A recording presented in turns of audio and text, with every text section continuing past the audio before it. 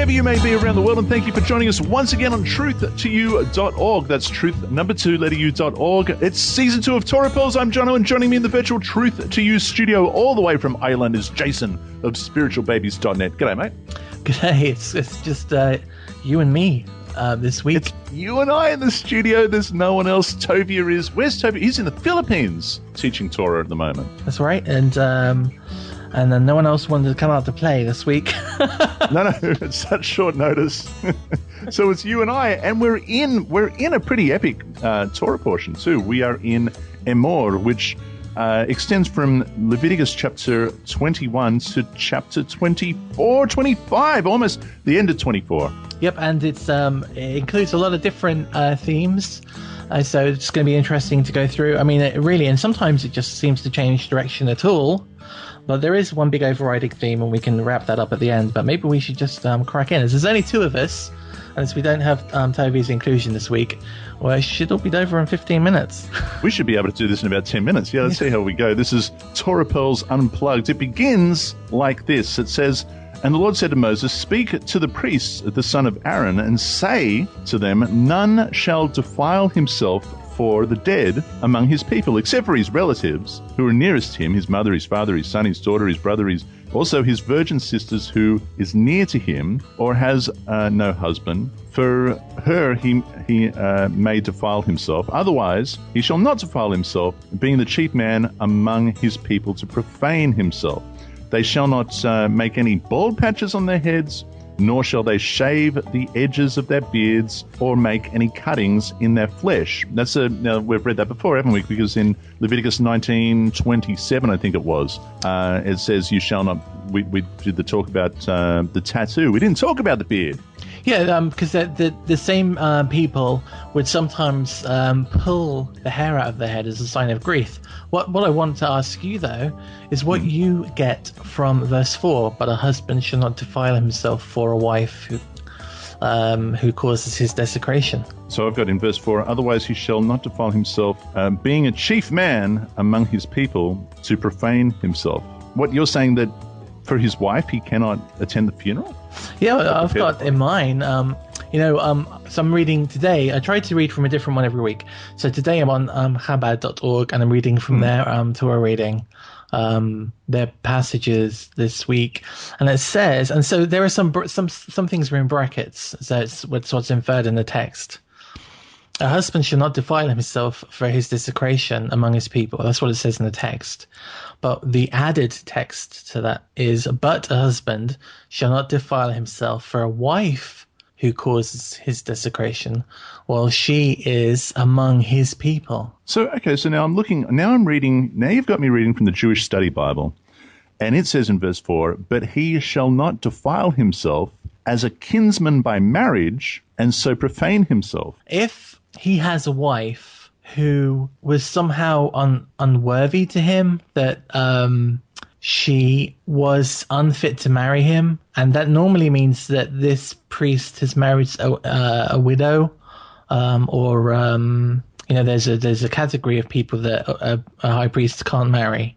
Now, if he chooses to marry into that category and she dies, he can't then deal with her and her body as he would have been able to do if she hadn't caused his desecration. So if he'd have married a virgin and that virgin then dies, he can deal under this clause, because he can deal with his closest relatives. He could deal with that. But this woman, he wasn't supposed to marry in the first place. And if she dies, he can't deal with her body if she has family members that can do it for him, which is why it finishes off while she is, in the context, among his people. Now, wow. I think the alternate to that is that if she doesn't have any family, he has to, because it's a bigger thing not to bury the dead than it is to it's more important to bury the dead than to avoid it becoming clean. But that's what's going on there, and you'll find that desecration word coming up a lot in this first chapter. And the desecration basically means that the person who is desecrated is impure in some way because of their acts, and it's normally a sexual thing, but we'll pull them out as we go along. It goes on, verse 6, they shall be holy to their God and not profane the name of their God, for they offer the offering of the Lord made by fire and the bread of their God. Therefore they shall be holy. They shall not take a wife who is a harlot or a defiled woman. I see, there we go. Right, okay, so in this text it says they shall not marry a woman who is a prostitute. And what's interesting there is that the word doesn't really mean prostitute. It doesn't say prostitute. It infers a woman who has lived with a personal persons that they aren't married to, or in some instances I've read that it's a Gibeonite, or there's a whole load of different people who later, obviously this is written before, but later fall under this category. But in this instance, it's not necessarily a prostitute, but it is someone who may have slept around. Doesn't mean they took money for it. Slept around's very harsh, isn't it? Well, they could have had a series of perfectly legitimate relationships with people when that went too far. But it doesn't always mean prostitute when you read prostitute. But the text continues, or who is desecrated. So a woman who was born, and I'm looking up the notes here. I'm from Rashi. A woman who was born from one who is unfit for kahuna. So a woman who was born from one who is not able to. I think kahuna refers to the food that comes from the holy sacrifices, right? Mm-hmm. And so if a desecrated person is someone that can't eat from those, and if a priest marries one of these women, she's a desecrated woman, and any children that come from that union are also desecrated. They're a holy part of Israel, but there are some things they can't get involved with, and there are some kind of results from your involvement with one of those people. And adding to that list, it goes on to say, nor shall they take a woman divorced from her husband. And it says, for the priest is holy to his God. So what that means is that a Cohen cannot marry a divorced woman. Right. Okay, there it is. Therefore you shall consecrate him, for he offers the bread of your God. He shall be holy to you, for I, the Lord who sanctify you, am holy. That for me, that's a really interesting line. So you shall sanctify him. So he's saying to Israel, you are going to consider this priest or these priests to be set apart from you. You're going to kind of make them holy to you. For he's the one that offers up the food offerings to your God. I think actually in the text, it might even say God's food. He offers up God's food for you. He shall be holy to you. For I, the Creator, am the one who sanctifies you. And I'm holy. And I'm holy. That blows your mind. It's like this big circle of holy going on. And God's saying, I do this to you. You're going to do that to him because he does something for me. And he holds a high office representative of God, and as a result of that, he needs to be considered and seen to be set apart. Right, which means that these people had these priests. Although they did these holy things for people as regards to the sacrifices and rituals. They weren't elite among the people, but they were to be considered a step up. Like you said, they weren't just a separate group. They weren't just a set apart group. They were elevated from everybody else because if you want to approach God, and we look at the sacrifices that come on later on when we talk about what is and isn't acceptable. When you offer something to God, they have to be as perfect as possible, and you have to keep them as clean as possible. And that goes for the priests too. Their lives were an offering for God, if you want to look at it that way. And it might cause some issues for people who it's very. Isaiah 53 always comes up, and the idea that a person can't offer themselves to God as a sacrifice, but you can certainly give your life to the service of God, right? Which is which is an example of how to keep yourself and how the priests keep themselves kind of ritually pure and clean is what this whole chapter is about.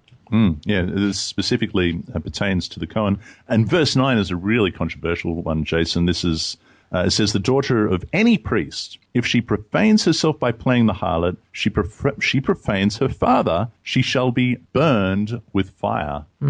It's a tough call, isn't it? I had a conversation with someone the other day, and they said, so do you believe in stoning? And I said, well, I've never seen anyone get stoned because of the Torah. And but the response there is, well, when the Messiah comes, are we not going to go back to the ways of the Torah? That could be a thing. And what I try to remember is, yes, we will. I mean, if that's the truth, if when Messiah comes and the whole world knows Torah and the whole world accepts God as the only God, and everyone understands the Torah and takes it on their heart, and some people rebel, and the cost of that rebellion is to be stoned, then that's that world. That's God's rules. And although we're not always there we can't question that. And the same thing's happening here. Although it says for adultery, this isn't just any daughter that goes off and kind of plays around. This is a married woman, or a woman who's promised, a betrothed woman, who has an extra relationship and makes herself unclean, if you like. But that desecrates her father. That word desecrate comes up a lot. Sorry, are you saying that this woman in verse 9 is betrothed? Where do we get that from?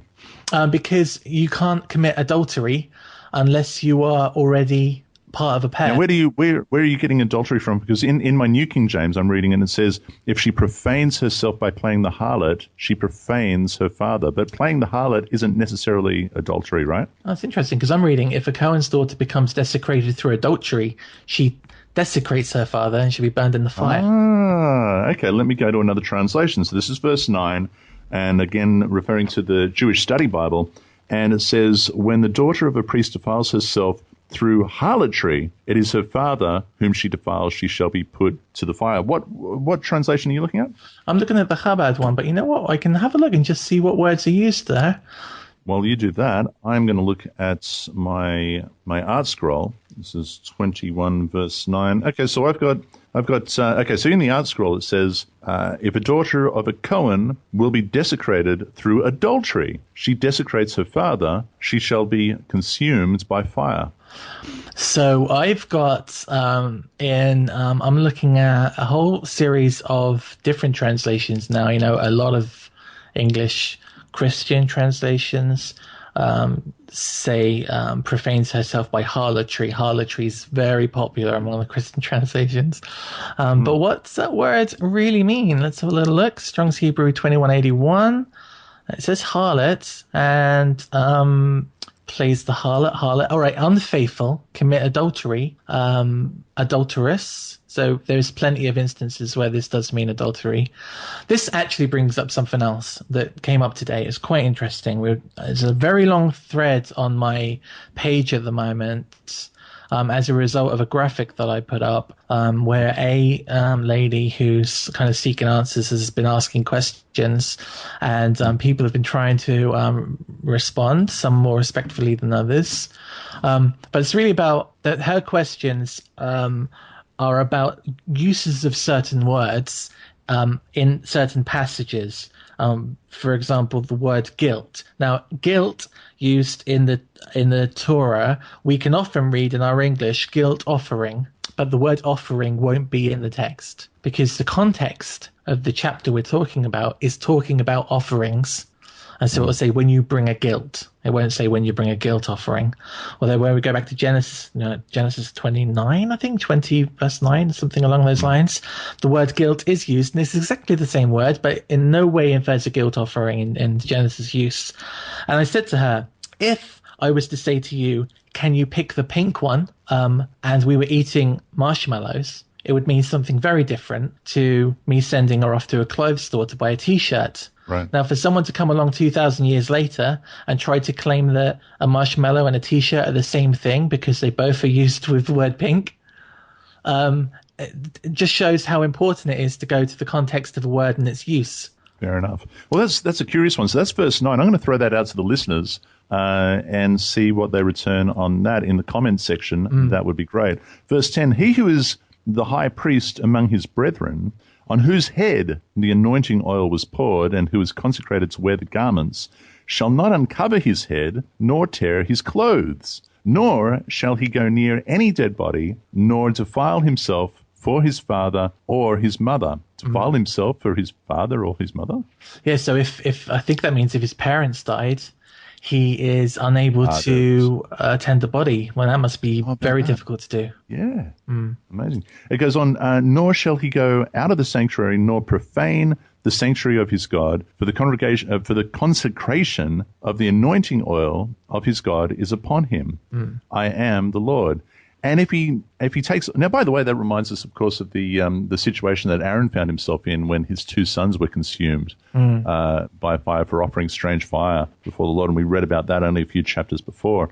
And he shall take a wife in her virginity, a widow or a divorced woman, or a defiled woman, or a harlot. These he shall not marry, but he shall take a virgin of his own people as a wife. Nor shall he profane his posterity among his people, for I, the Lord, sanctify him. Oh, when we go back to verse 14, a widow, a divorcee, a woman who is desecrated, or a prostitute, he shall not marry any of these. Only a virgin of his people. May he take as a wife. We have to ask why, why that? And I think the answer here is that the offspring of this priest, any male here, is going to be a priest, and so they more than ever, the kind of the lineage, the bloodstock of this family needs to be kept as pure as possible. And so if you look at the options here, a widow would have had a husband, possibly kids already. And so how long ago did that husband die? Could she already be pregnant? We see other instances in the Torah where the possibility that a woman may already carry a child can even lead to their death when Israel invades surrounding countries and lands. A divorcee, it's the same issue. A woman who is desecrated, so she by default can't have children that are going to be pure enough to be priests. And the prostitute, or someone who has kind of a history of being very forward in their affections, same story. And the virgin is the only one that he can be sure of producing, I don't want to say purebred because that sounds really harsh, but producing children who are of no other lineage other than the Kohanim. And doesn't it just it really does? Oh man, the more you read of this, the more you realize that the higher the office, the more set apart you have to be, and it's a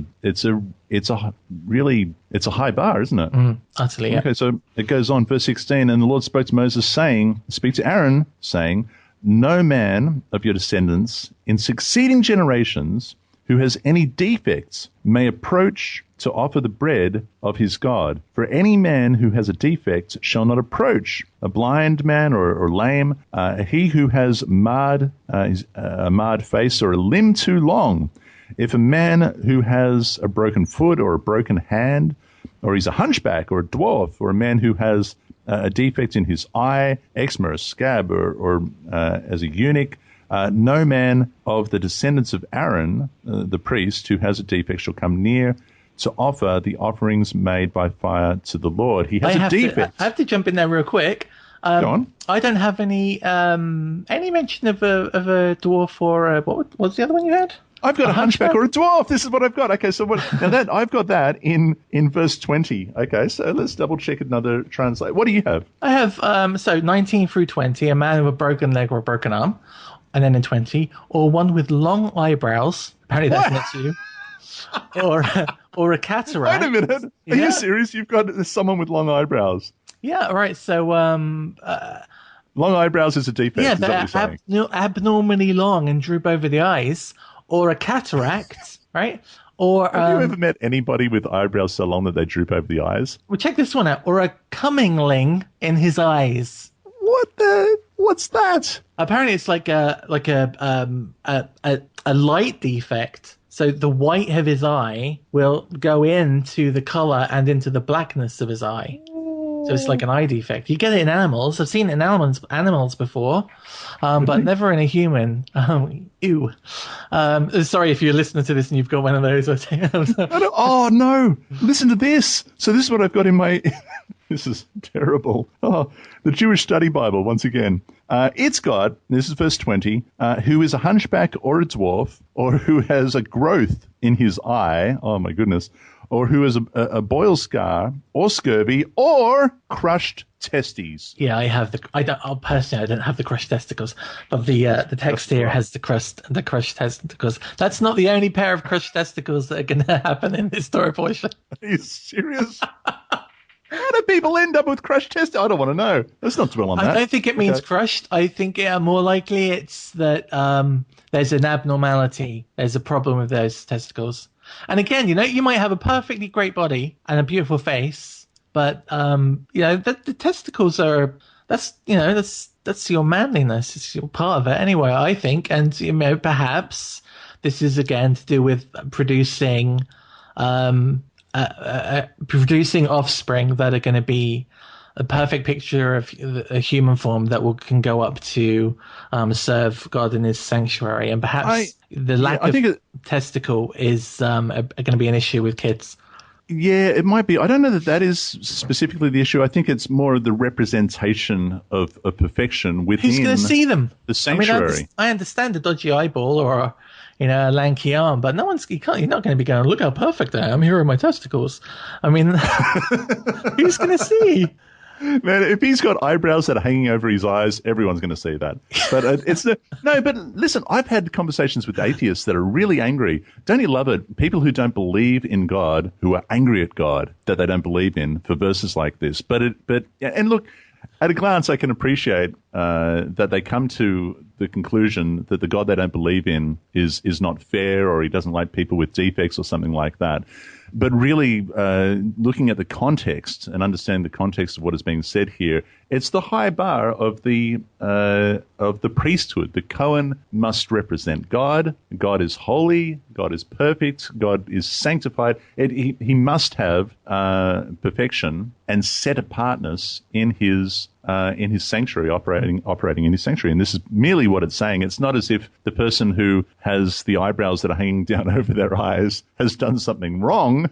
That's not what it's saying. But what it's saying is that he requires holiness and that, and the representation of such. Now, I've got in verse 20 in the art scroll, it does say, or who has abnormally long eyebrows, a membrane on his eye, or a blemish in his eye, or a dry skin eruption, or a moist skin eruption, or has crushed testicles. Okay. That's nearly what I have here. Now, it's kind of interesting with what you just said with people that have an issue when they read the text and they think, well, God must be a bit of an elitist, right? I mean, he's kind of breeding humans to have one, perfect line of human, and everyone else is a subpar if they're not a priest, or if there are people in that priestly family that aren't good enough to serve God, that God doesn't care for them. But we are looking at the beginning here specifically says, any man among your offspring throughout the generations who has a defect shall not come near to offer up God's food. That's what it says. But when we scoot down now to 21, any man among Aaron the Cohen's offspring who has a defect shall not draw near to offer up God's fire offerings. There is a defect in him. He shouldn't draw up the fire offering, but then he can eat bread. Right. Yeah. So he can eat the bread, and the work they can't do, but the eating of that they can do. Yeah, of course. Both the most holy and the holy, it says, only he shall not go near the veil or approach the altar because he has a defect, lest he profane my sanctuaries, for I, the Lord, sanctify them. And Moses told it to Aaron and his sons and to all the children of Israel. And that ends chapter 21. Chapter 22. Then the Lord spoke to Moses, saying, speak to Aaron and his sons, that they separate themselves from the holy things of the children of Israel, and that they do not profane my holy name by what they dedicate to me. I am the Lord. Say to them, whoever of all your descendants throughout your generations who goes near the holy things which the children of Israel dedicate to the Lord, while he has uncleanness upon him, that person shall be cut off from my presence. I am the Lord. Whatever man of the descendants of Aaron who is a leper or who has a discharge shall not eat the holy offerings until he is clean. Now, obviously, we've got leper there. I dare say that's referring to the, quote, leprosy that we were talking about in chapter 13 and chapter 14, not actually leprosy, right? That's exactly, yeah. It's Se'ara, which which is exactly the same etymology as Tazria, which we were reading through a couple of weeks ago. And whoever touches anything made unclean by a corpse, or a man who has had an emission of semen, or whoever touches any creeping thing by which he would be made unclean, or any person by whom he would become unclean, whatever his uncleanness may be. The person who has touched any of these things shall be unclean until evening, and he shall not eat of the holy offerings unless he washes his body with water. So he has to be in a clean state to basically eat that which is holy, right? Yeah, and I think that's kind of cool. You know, the priests are busy all day. They're taking in all this food for people, and they're sacrificing it in the right way, and it's getting divided up and given back to the people. Some of it, and some of it is the priest share. And so there's no long term. No one's going hungry here. At the end of the day, the priests have done their thing. These people can repent whatever they need to repent. They can go and immerse themselves in that flowing water that they have to immerse themselves in, and then they can go and eat just like everybody else. You know, the slate is set back to 0, and they're all good. Now here's something kind of weird. What do you make of this? Verse 8: whatever dies naturally or is torn by a beast, he shall not eat it. He being the Cohen, they can't eat that, to defile himself with it. I am the Lord. But if you go back to, what is it, chapter 17, I think? Let's just go back there for a second. It's not too far. And verse 15. And it says, and every person who eats what died naturally or what was torn by beasts, whether he is a native born of your country or a stranger, he shall both wash his clothes and bathe in water and be clean until evening, and then he'll be clean. Well, does that mean they can, but the priest can't? No, they can't either, can they? I mean, no one can eat a found dead animal. It's getting repeated here, all right, for the priests. They're getting the same instruction twice, which, you know, and that happens a few times in this as well. The priests will get told explicitly something that Israel's already been told. But it's my understanding that if an animal is found dead, whether its body is torn or not, an Israelite can't eat that, but they can sell it to, you know, here we go with that separation between alien and stranger. They can't sell it to the stranger. Gentile Jimmy down the road. They can give it to not even the, you know, because it's the thing with the word like Gentile, it kind of captures everybody in it. So within Israel, at any point here, you have the Israelites, and you have the stranger who lives within their gates. And so you can give it to the stranger? No, you can't, but you can give it to the alien that's outside the gates. I think that's the way it works. All right, so this is what it says in Deuteronomy chapter 14, verse 21. You shall not eat anything that dies of itself. Now, there it is. That's an absolute statement. Don't eat anything that dies of itself. I mean, if it dies of itself and or it's torn by a beast, it may still contain the blood if it wasn't killed in such a way that it drains. And, you know, I can't possibly think of anything more disgusting. I mean, every now and then we would come out and we'd find, a duck or a chicken that's been taken out by a fox. There's no way in the world I would consider eating that. Anyway, you shall not eat anything that dies of itself. You may give it to the alien who is within your gates. All right, so the alien within the gates isn't the same as the stranger within the gates. That he may eat it, or you can sell it to a foreigner, for you are a holy people to the Lord. Look, foreigner, I've got a duck that was mauled by a fox, and it's going cheap for $5. What do you reckon? There are restaurants right now in the US that only sell roadkill. No. Yes, true. No. And they're very popular. You know, and they're popular. Yeah, I mean, you know, they'll say, "I know what the cause of death is." It's a semi-articulated line. I think, you know, for me, the issue here is that you don't know whether that animal was killed through disease, old age, poison. The animal that ate it, did it have rabies? I mean, you really don't know. You really don't know. And how that's okay for someone else to eat, but not for you to eat, is difficult until you go back to where we are. We are in a book that is telling a nation how to be different to other nations. And so what if, like, supposing, because people have come to me with this before, supposing we started this Torah and it said, I, the Lord your God, have given Moses this Torah to preach to every nation of the earth that you will do the same thing. That's not what happens. There's these people are set apart for whatever reason, because they have to kind of go through the ringer to become the people who at a later stage will have learnt from life's lessons enough about human nature, how to be a light to the nations. And I think what's happening here is God is saying, look, there are nations that are going to eat this, so let them eat it. I'm still reeling at your statement that there are roadkill diners in the States. That's true. I find it. Are you serious? If there's anyone who lives near one, or you know anything about it, you're in the States, can you write in the comments and give us the details on that? Because I find that, I wish I could say I find that difficult to believe, but there's something in me that says it's probably true. Yep, today we're doing squirrel. That's really true, I'm telling you. They go and they see something on the side of the road, they scrape it up with a shovel, and it's on the barbecue. I don't want to know. Okay, they shall, verse 9, they shall therefore keep my ordinances lest they bear the sin of it and die thereby. If they profane it, I, the Lord, sanctify them. No outsider shall eat of the holy offering. One who dwells with the priest or a hired servant shall not eat of the holy things, but if the priest buys a person with his money, he may eat it. Right, check this out. It's very interesting, right? 10, no non-Cohen may eat holy things. A Cohen's resident and his hireling may not eat holy things. 11, and if a Cohen acquires a person, an acquisition through his money, he may eat of it. And those born in his house may eat the food. So in 10, a hireling may not eat it. But in 11, someone the Cohen owns may eat it. Doesn't that blow your mind? I mean, the hireling is someone who the Cohen doesn't own, but does work for them. Yep. But the Cohen who owns a slave, that slave can eat it.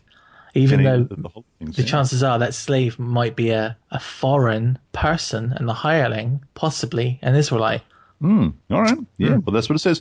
If the priest's daughter is married to an outsider, she may not eat of the holy things. But if the priest's daughter is a widow or is divorced and has no children and has returned to her father's house in her youth, she may eat her father's food, but no outsider shall eat it. And if a man eats the holy offering unintentionally, then he has to restore a holy offering to the priest and add 1/5 to it. They shall not profane the holy offerings of the children of Israel, which they offer to the Lord, or allow them to bear the guilt of trespass when they eat their holy offerings. I am the Lord who sanctify them.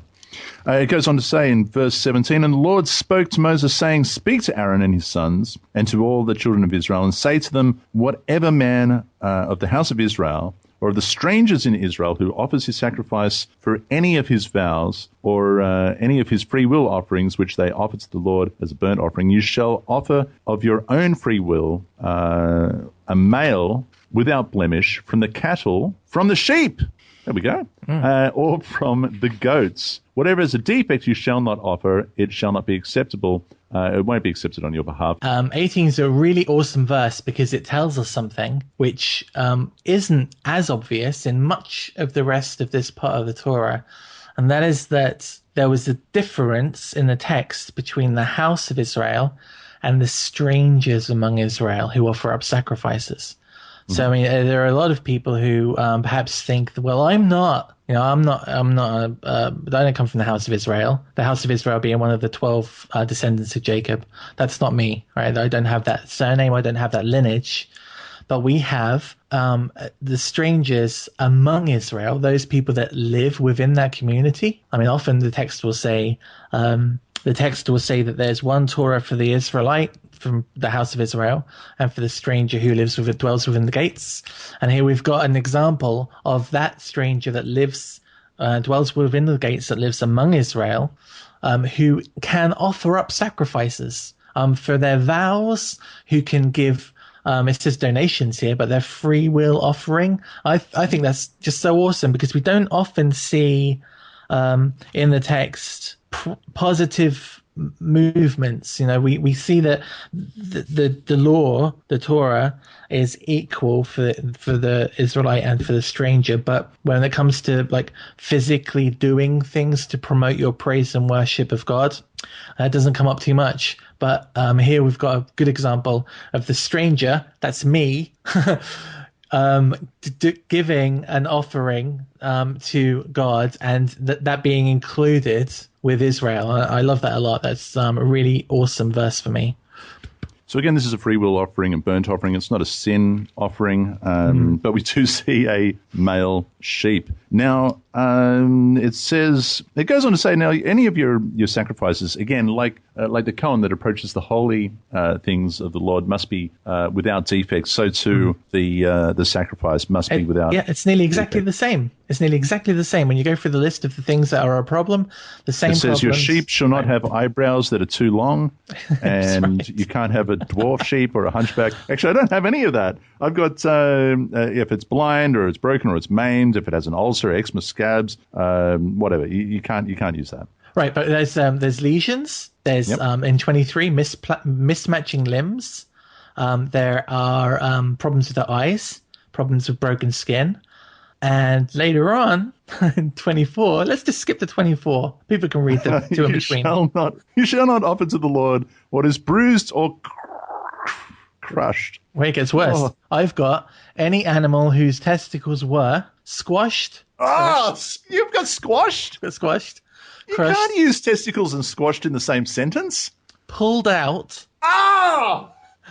Or severed. You shall not offer up to the Lord in your land. You shall not do it. No, I'm going to another translation. All right. This is the Jewish study Bible. This is verse 24. You shall not offer to the Lord anything with its testes bruised or crushed or torn or cut. Oh man. And of course you shouldn't, but you shall not have, and you should look after your animals a bit better, people. It strikes me that these things are kind of a foot off the ground at all times. You'd have to, what are they doing? Going to another translation. Perfectly fine legs, but, how are you what are they doing to these animals? I know. Even with the goats, right? My goats, they would always, they jostle, they do with their horns and whatnot. Never had a problem like that. But 22, 24 in the art scroll, it does say, one whose testicles are, you've got, that are squeezed, crushed, torn, cut, you shall not offer to Hashem, nor shall you, now by the way, nor shall you do these in the land. Now, the interesting thing about that is it permissible to wether a goat or a sheep? It's because to ring them, to put so what happens, a lot of people, because you just can't have too many bucks. If you have too many bucks, they're going to fight, and it's going to be chaos, and or rams, for example, and it's an absolute mess. You've got to separate them. And you can't have a whole lot of separate flocks of sheep unless you've got the land to be able to do that. So you've just got to, most farmers think, well, I'll wether the sheep or the whatever cattle it is, and they will put a ring when the animal is young, put a ring around its testicles, and eventually it just drops off. And that animal doesn't develop like it's a eunuch, if you like. It doesn't develop like a buck or a ram or a bull. And that's the way. But it says here in this verse, suggests there's a Torah against doing that. So what do you do? I don't know. Maybe you just eat that livestock. That's the remedy. You either earmark that male as a potential offering, a potential sacrifice, or you earmark that animal. Now, when I say earmark, that's funny actually, because that's what they do. They actually put an earring, if you like, in the ear and number the animal. Generally, that's what happens. You wouldn't be able to do that because that would make the animal not perfect. But so when I say earmark that animal, you set that animal aside for either sacrifice for your own food at home, or for slaughter at home, or a sacrifice at the temple. And that is a perfectly legitimate and pragmatic way of keeping those numbers down, so you don't have that problem. Yeah, it seems to me if you're farming to make a living, to make a sustainable income off livestock, and you breed a load of males and they're good for you, that are just causing you grief and causing kind of, because it's got to cost money, right? You've got to feed these animals, and you're not ever going to get anything back off them except for an upset. Then absolutely they have to turn into goat pie. Yeah, like goat pie. And then the Lord spoke to Moses saying, when a bull or a sheep or a goat is born, It shall be 7 days with its mother, and from the 8th day and thereafter it shall be accepted as a male, as an offering made by fire to the Lord. Now, there's a reason for that as well, because if you take an animal off its mother after she's given birth, and there's nothing to take the colostrum from her, then she's probably going to get mastitis. That's a whole other problem again. And the least that you can do is allow that new kid or new lamb or calf to suckle from its mother and relieve her. You just can't. It's not good practice just to take it off the mother. Whether it is a cow or you, do not kill both her and her young on the same day. And whether you offer a sacrifice of thanksgiving to the Lord, offer it of your own free will. On the same day it shall be eaten, and you shall leave none of it until morning. I am the Lord. Again, we spoke about that, leave none of it till morning. 31, you shall keep my commandments, you shall perform them. I am the Lord. You shall not profane my holy name, but I will be hallowed among the children of Israel. I am the Lord who sanctifies you. I brought you out of the land of Egypt. Be your God. I am the Lord. Wow, there's some emphasis. Can we, just for a second, I want to go back to 29. So in 29 it says, when you slaughter a thanksgiving offering to the Lord, you should slaughter it, so it should be acceptable for you. Now, we'd expect that really to say it will be acceptable to the Lord, right? I mean, that's you want to slaughter it that the animal is acceptable to God, that the way you slaughter it is acceptable to God. And it's kind of a confusing phrase, but when we finish off the verse, we read that the Lord, the Creator, wants you to eat that on the same day. He wants you to keep all of the instructions he's given you before them. And so for that to be acceptable to you, you have to place your care of both the animal and of the way it was killed and of the manner that you eat it above what your normal human nature might say. So, it might be just good enough, or you might have a little bit tomorrow, but it's saying that you should absolutely kill this animal in the way that God's prescribed. You should eat it in the way that God's prescribed, so that it's acceptable to you, that you're doing your best. And I think that's something worth mentioning. And one other part in 31, and we're trying to keep this short, but I made a ton of notes, so I'm going to use them all. Go on. You shall keep my commandments and perform them. I am the Lord. So I'm going to ask you a question. You shall keep my commandments. Now, that doesn't, when we say keep in English, what does that denote to you when we say that? So to me, that means you shall obey my commandments. And perform them. So it's telling you the same thing twice? Or you shall guard them and perform them. Is that better? What about if you were keeping an appointment? Yeah. All right, so where I'm going is I think that when we read, you shall keep my commandments, it literally means mind them. You shall remember them. You shall keep them on your mind, that you put them in your heart, that you understand them, so there's obviously the performance element of them is super important. There's no point remembering all the rules of the road and then just driving crazy style the wrong way down the motorway. Just because you understand the law doesn't mean that you don't have to keep it. But I think what this is referencing is that you shall keep my commandments on your mind. You should keep my commandments in your heart and understand them and live by them and perform them. I think that's the perform part is interesting. I mean, why not just say I should keep my commandments? I am the Lord. That would have denoted exactly the same thing. But I think there is an emphasis there on trying to keep them at the front of your mind. I mean, we spoke last week, I think, on the issues of being a vegetarian. And going through cans and finding stuff that's okay to eat. And when we get to Passover every year, you're checking everything to see if it's got yeast in it. And that, I think, is keeping that commandment to its fullest degree. Everything that goes in your mouth, you've checked. And I think in this instance, it's asking you to make sure that every action that you fulfill, whether you be a priest or you be someone that's offering something to a priest, you're keeping the instruction you've been given so far so you can perform them because your God asks you to. If I were to say, be mindful of my commandments and do them? Yeah, I think that's good. That'd be a really good translation, yeah. There we go. Chapter 23. Now, this is the feasts of the Lord. And the Lord spoke to Moses, saying, speak to the children of Israel and say to them, the feasts of the Lord, which you shall proclaim to be holy convocations, these are my feasts. But it begins with Shabbat. And Shabbat's not a feast. Yeah, isn't that interesting? That's the first one. And I think this is kind of two faces of the same coin. Now, we're going to read underneath this chapter about these other holy convocations and these holy days, these events and these parties, if you like, that you get a chance to get involved with, where you can honor your Creator the way He wants you to. And it starts off with the Shabbat.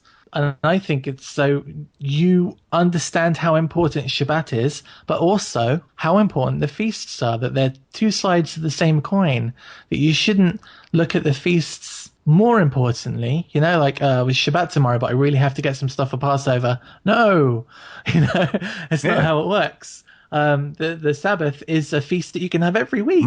I mean, this is going to sound really bad, but some 5 years ago, when maybe 6 years ago now, when we'd come out of the church and we were looking at everything that our lifestyle was like, and Christmas was still on the calendar. Right, it was never a religious holiday for us, but it was a good time to get lots of presents and to watch lots of good films and to eat lots of food.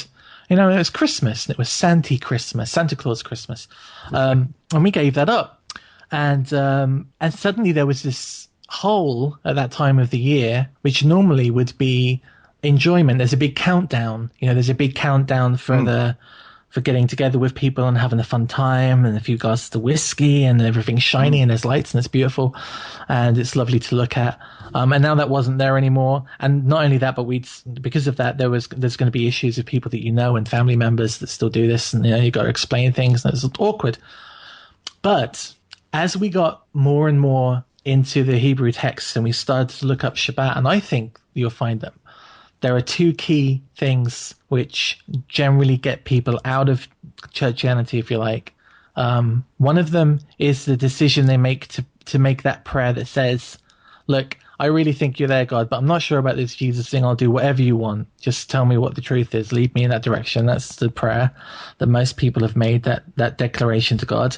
And the other is Shabbat. When people start to keep Shabbat, things happen. That's exactly what happened to us, by the way.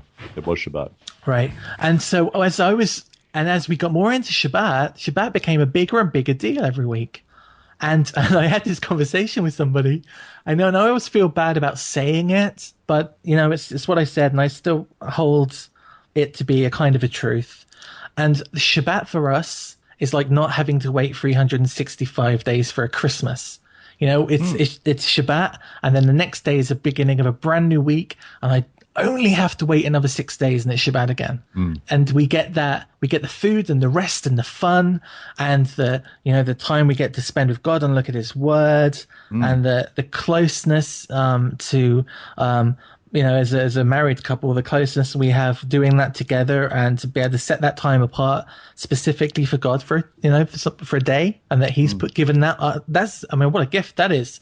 It's not like getting a microwave every year. And we get this amazing gift from God every week.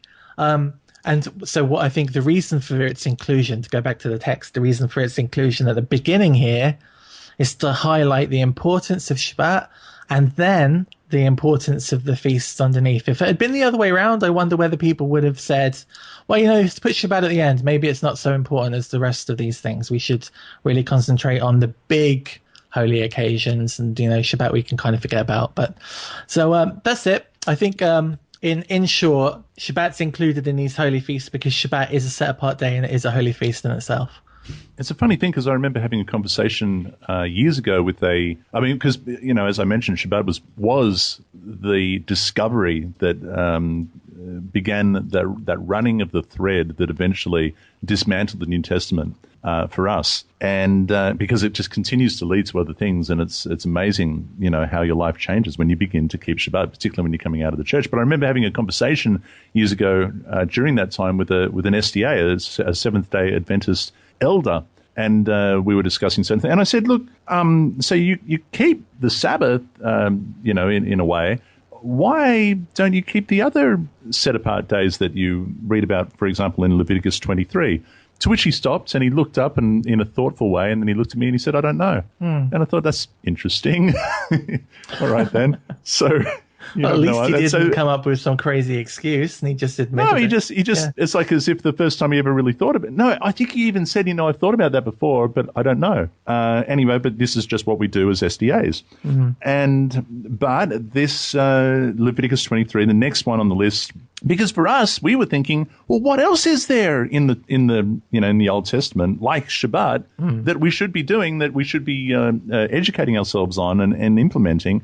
And, of course, that's what happened. Now, the next one on the list is Pesach and unleavened bread, Passover and unleavened bread, which we've just passed, right? Right. It wasn't that long ago. Now we're doing the Emor at the moment for those, in real time. We're counting the Emor. After that, now in the New King James, I've got the Feast of First Fruits, and the next one after that is the Feast of Weeks. Now, Shavuot, that's where we're approaching. We're counting the Emor. And it says, you shall count for yourselves from the day after Shabbat, from the day that you brought the sheaf of the wave offering, 7 Sabbaths shall be appointed. Count 50 days to the day after the 7th Shabbat. Then you shall offer a new grain offering to the Lord. You shall bring from your dwellings 2 wave loaves of 2/10 of an ephah. They shall be of fine flour.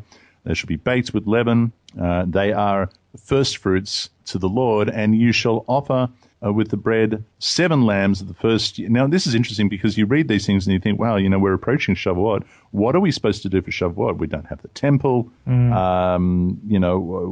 of all of, we don't do these sacrifices. I suppose you can memorialize the 2 loaves. It says there is a sin offering. Oh, look. Look, verse 19.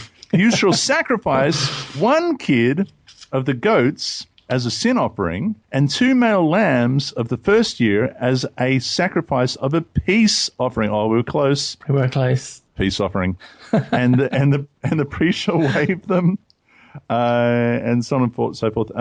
They shall be holy to the Lord for the priests, and you shall proclaim on that same day. It's a holy convocation, right? So it's a day that you do no customary work. It shall be a statute forever in all your dwellings throughout your life. So you're not doing, what we do know is that there's no work to be done on that day.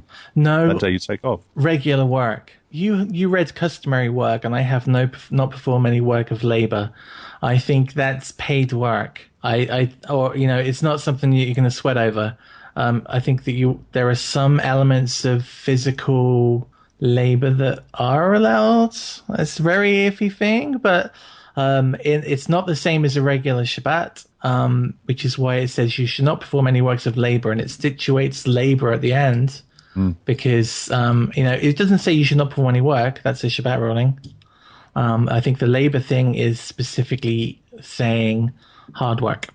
And when you reap the harvest of your land, you shall not wholly reap the corners of your field. Here's a repetition here. When you reap, nor shall you gather the gleanings of your harvest. You shall leave them for the poor and for the stranger. I am the Lord your God. Why? Because it's that time of the year. There it is. The next one after that, the Feast of Trumpets. That's the first day in the 7th month. I think that's probably one of my favorite ones. You like that? Yeah, well, physically, there's not an awful lot to do except for make a lot of noise. And I kind of like making a lot of noise. And I got a shofar a couple of years ago. Yeah, you get to there you go. Yeah, wake the neighbors, Some people say it's a feast of shouting. So no, you can't wake the neighbors. Do you know there's actually a verse in Proverbs, I think. He who, if I get this right, I'm paraphrasing. He who wakes his neighbor early in the morning, it shall be counted a curse to him. Oh, well, only by their neighbors. And they should be up. It's the Feast of Trumpets, for crying out loud. All right. So that's the day of blowing, I think, more literally. And following that, most important, the Day of Atonement, Yom Kippur, and we spoke about that just in previous Torah portion as to what went on there. I think that was last week, actually, wasn't it? People can go back and look at that.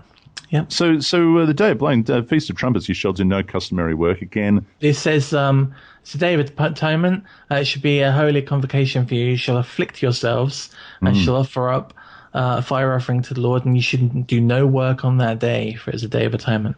And so you fast on that day. The Feast of Tabernacles, Sukkot. Sukkot. Is what follows, the 15th day of the 7th month, and of course everyone knows that's when you build your sukkah. That's right. You dwell in your sukkah for a week if you can. I'm still waiting for an opportunity and the land to be able to build a sukkah and spend quality time in it. You spend a little bit more time out on your little balcony. That's right, on a little balcony, yeah. And I remember the first year we did this, we went to the in-laws with a tent. Which was interesting because it got a real mixed response from people. You know, the tent's not right. You didn't erect it. You have to be able to see the stars. I thought, yeah, well, you know, you give me the plot, bring me the wood, and then I'll see what I can do. But I remember it was freezing cold, and that year it fell in October, and it was something like 2 degrees. And I had a cold, and it was miserable, and not at all what I envisioned it to be. Hoping it would be, yeah. When 3 months before I bought the tent, you know, I thought it's gonna be lovely, you know, but no, it wasn't. But having done it, having spent all of those nights outside in nature, every night we did it. And there was one particular night, I think we were 5 nights in, I had a honking cold. I thought I could die now. I feel so ill. And I turned over to my wife, who normally is so careful when it comes to illness. You know, that I said, I really don't feel well. I think we should go in. It was something 3 or 4 in the morning. I felt that was close enough to dawn to, you know, it wouldn't be a strike. And she said, we've done 5 nights, and we're not doing this for us. We're doing this to show our Creator how much we love him. You know, it's why anyone does Torah, I think. And she said, and you want to waste that for like 2 hours inside a central heated house? And so we stuck with it, and we did the rest of the week. And stuck it out. Wow. And it didn't feel like we'd achieved something that made us feel better about ourselves, but it was the first difficult part of our walk where we physically felt that we couldn't do something, and we stuck to it.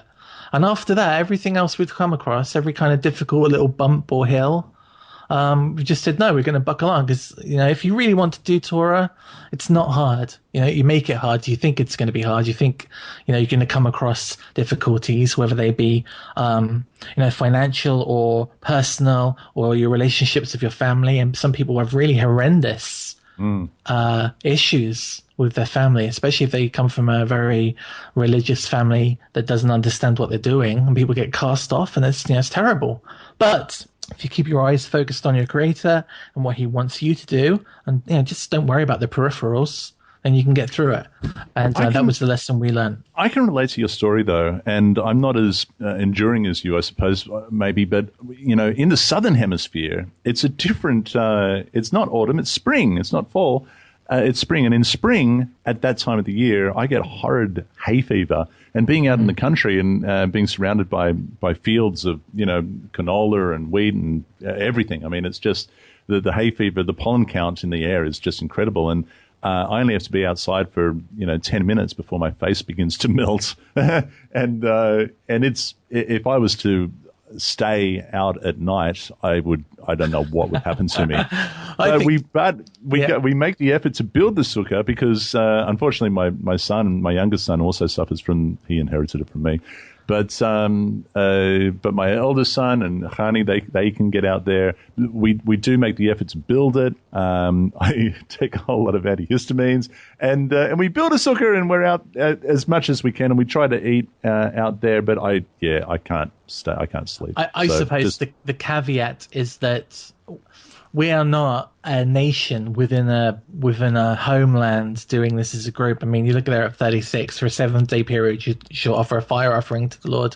That's not something we can do, you know. And so much of what we've actually just read, we can't do 100%. But I think you should always do what you are physically able to do. But if that involves your nose dissolving over your top lip with hay fever, then you have to take a step back.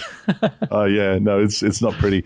But again, you know, in Israel, and may it be one day that I'm in Israel over Sukkot, I would love that, and I would definitely love to dwell in a booth for all of that time, and I won't have that problem. And so may it be sometime soon.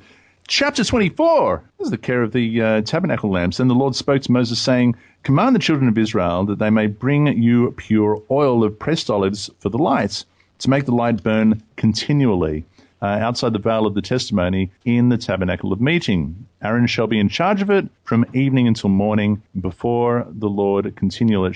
It'll be a statute forever in your generations. He'll be in charge of the lamps and the pure gold lampstand before the Lord continually. Yeah, what do you get there? What do you get? What's your understanding of the pure menorah?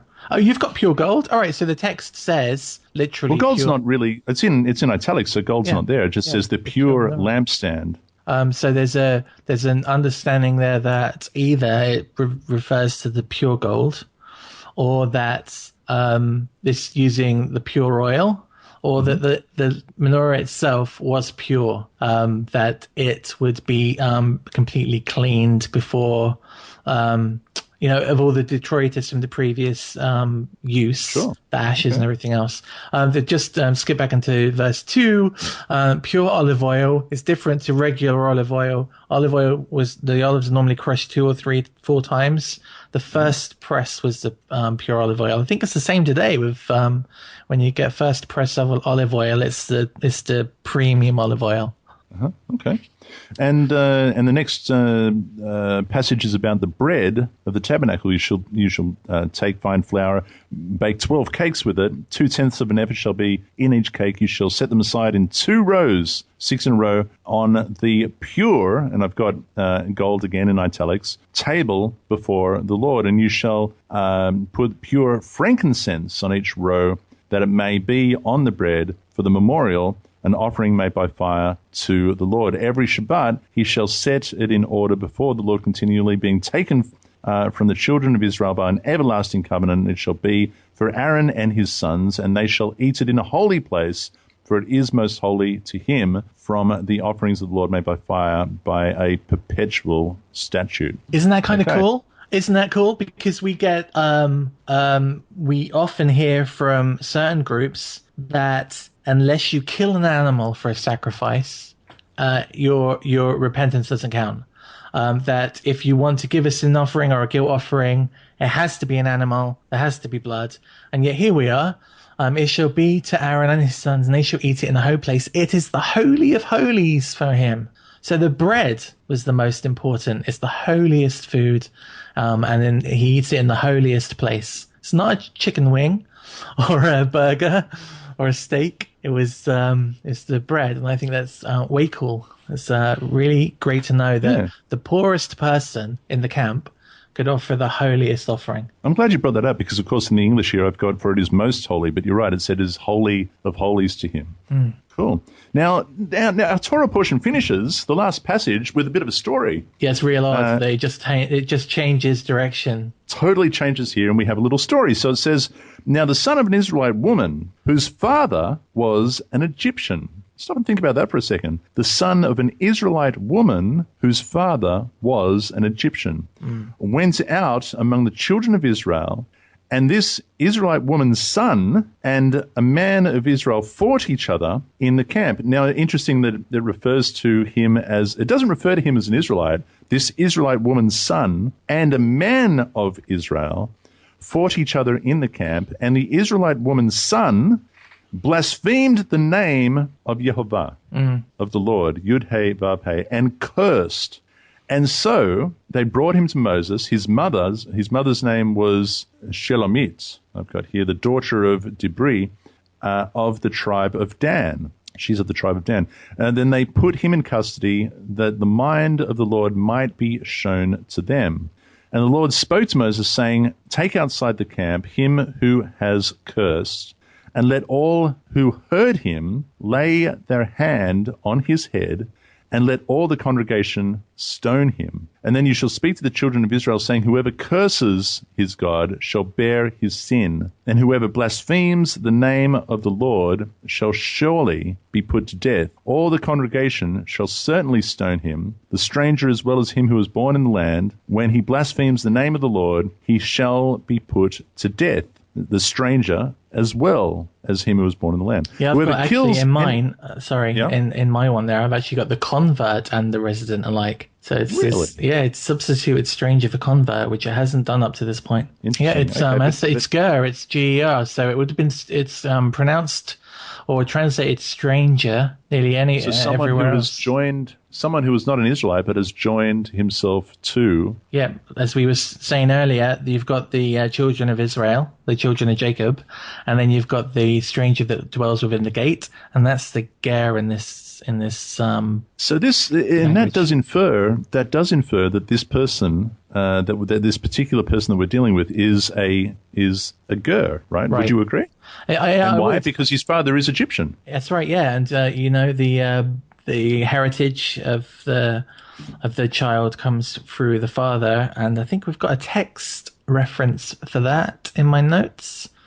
If you could just give me a second. The first one that comes to my mind is Numbers chapter 1, verse 18, I think it is. I think Numbers is ringing a bell, so it's probably the same one. It says, and they assembled all the congregations together on the first day of the second month, and they recited their ancestry by families, by their fathers, houses, according to the number of names from 20 years old and above, each one individually.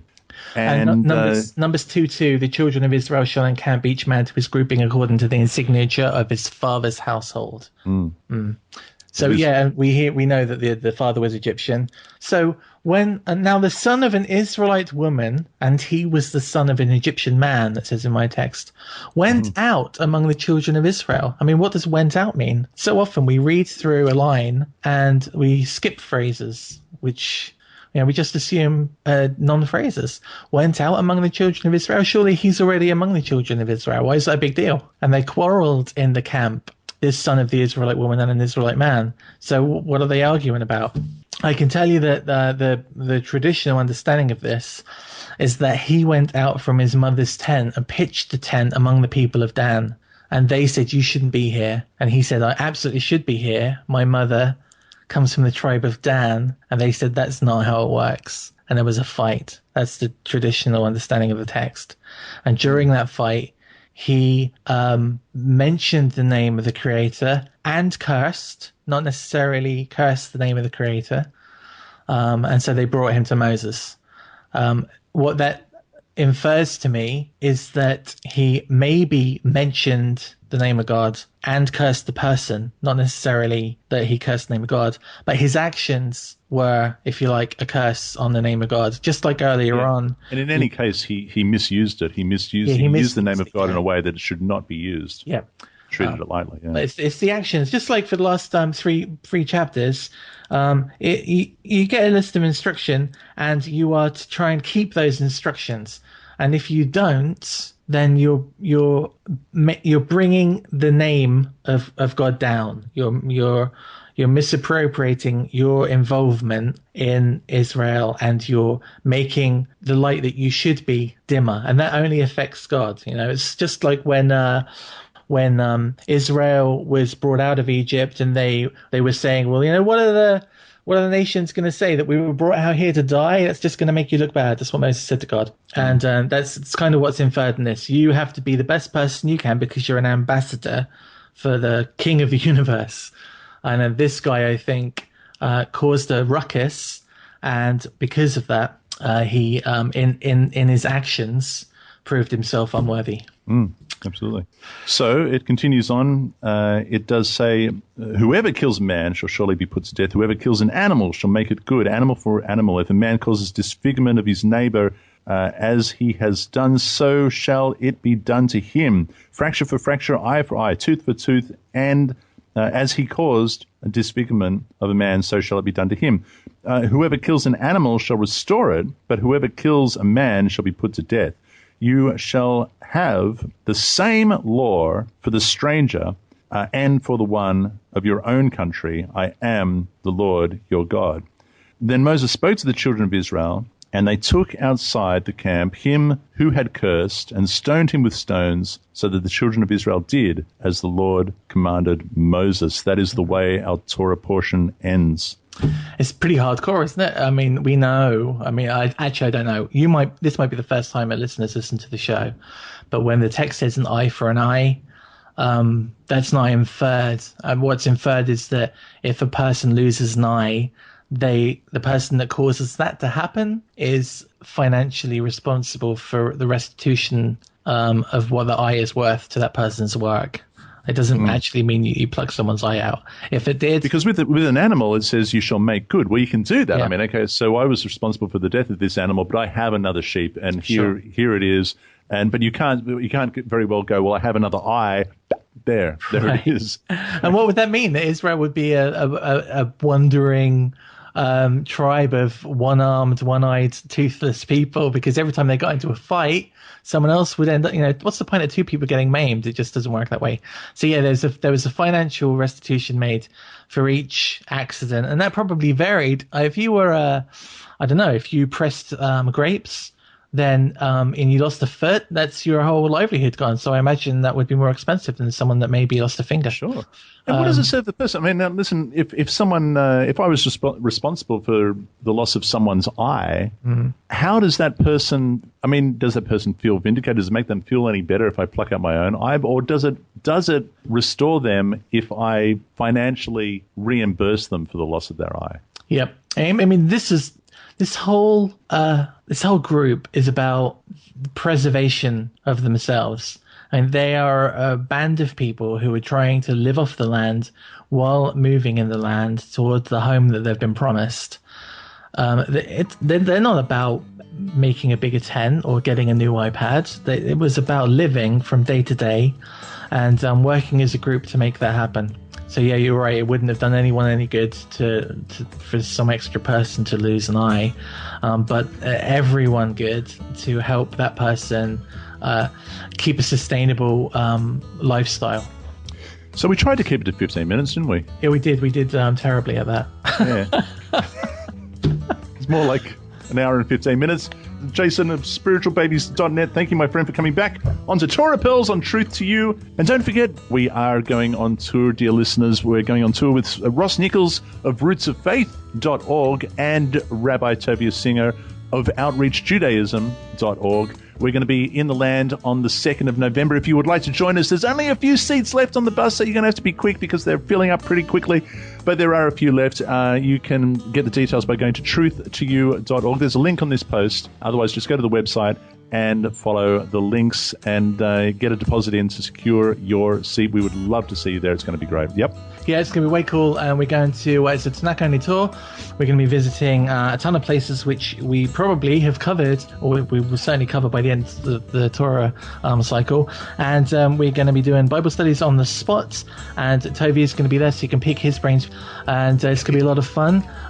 So go and place your deposits, get the seat. There's a few seats left. If you mention this Torah portion in your deposit, we won't give you the crappy seats that are left. We'll give you the good seats, and we'll move the crappy seats. Yeah, the ones at the the ones at the back. No, I love the ones at the back. No, you at the back. Are you telling me I've always been sitting in the crappy seats all this time? You want to be at the front, the panorama view. I like the ones at the back. I'm going to be hanging with the cool people at the back. All right, fair enough. So mention this Torah portion. You can sit with Jono at the back. I'll be at the front with Tovia. It's fine. People can make their own choices. I'm not saying there's a division, but there's clearly a division. Back. Okay. Until next time, dear listeners, be blessed and be set apart by the truth of our Father's word. Shalom. Yeah, I totally sit at the back. I don't know why, but I'm just like the back of the bus. I bet you were that kind of kid at school. You know, you wore your tie a little bit looser than everybody else. Yeah, I did. Yeah. If I wore it at all.